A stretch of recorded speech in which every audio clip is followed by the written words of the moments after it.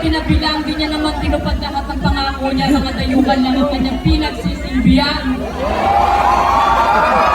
Bakit talaga? Ayan. Si Jones ang naman. Flip! Kalye Jones, mag-ingay! Duterte, bakit sa mahirap ang baril mo nakatutok? Eh dyan sa bahay nyo, sa kwarto ni Kitty,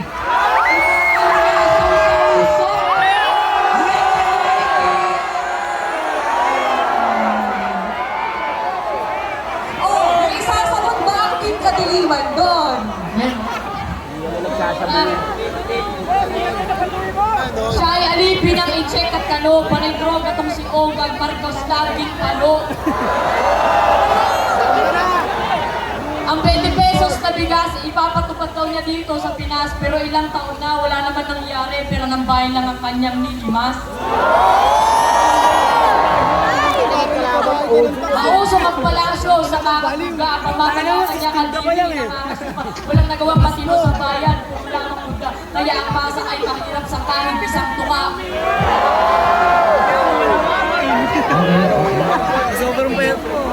game, game! Game ba?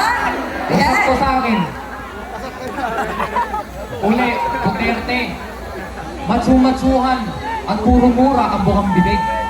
Kayabangan at kahambugan pinapairal porket presidente ka dati.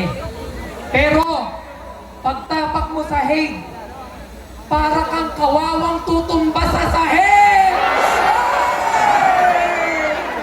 Grabe! Yun ang tunda. Alright. Ayan. So, napakatipid ng mga banat, ng mga bars ng ating mga kalahok. Pero syempre, for tonight, isa lang ang kapatalalo. Yes. Sino